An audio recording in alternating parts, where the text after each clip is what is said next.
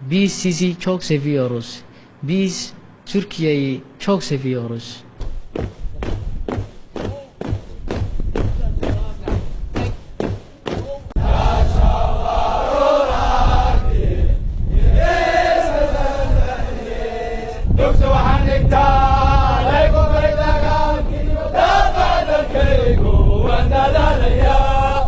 Somali Hasuba Okulunda Türkçe öğreniyorum.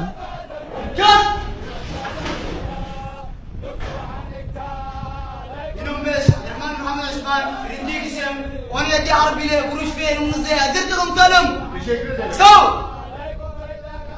Merhaba. Sağ ol. Nasılsınız? Sağ ol. Sizler de sağ olun. Ateş nazariyatı var.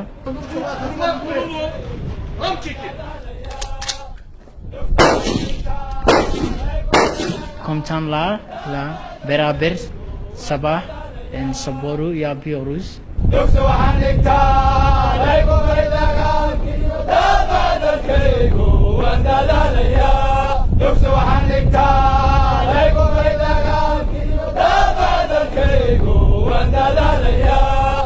Her sabah erken kalkıyoruz. Sabah namazını kırıyoruz.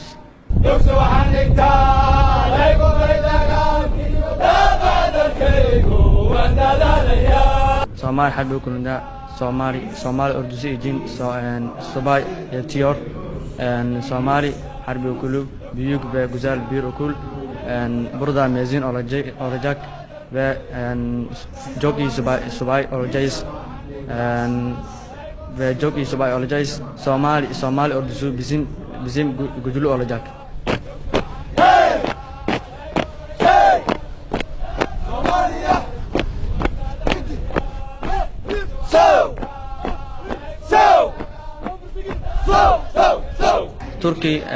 Türkiye ve Somali halkları kardeştir.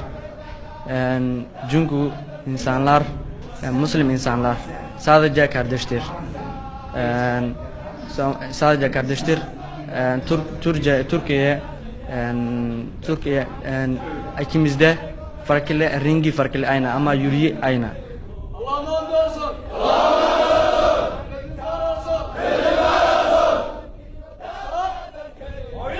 Sağ ol.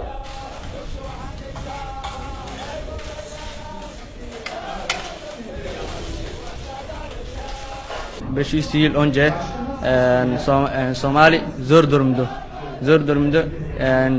Türkiye geldi ve yardım etti. Şimdi Somali zor durumdu. Yeni Türkiye geldi ve bize yardım ediyoruz. Tarihteki ve şimdiki yardımları için Türkiye milletine ve Türkiye Cumhuriyeti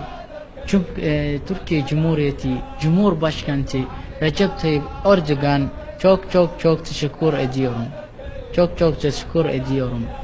İsmi darında cicalaraca, İsmi darında cicalaraca, artık gule dörtte sırmalasıca, artık gule dörtte sırmalasıca. Burada tabii mevcut anlaşmalar çerçevesinde esas görevimiz Somali Silahlı Kuvvetleri'nin yeniden teşkilatlanması, eğitim ve diğer ihtiyaç duyduğu desteklerin sağlanmasıdır. Bu yönde çalışmalarımıza devam ediyoruz.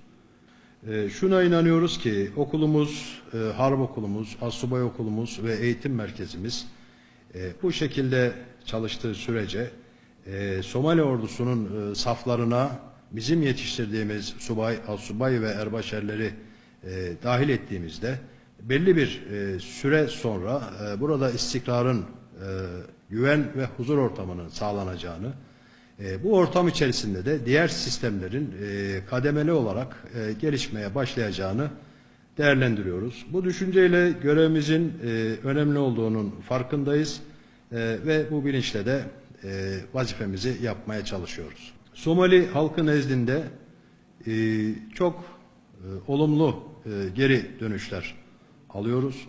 Buradaki öğrencilerimiz burada olmaktan çok mutlular. canla başla şevkle eğitimlerine devam ediyorlar.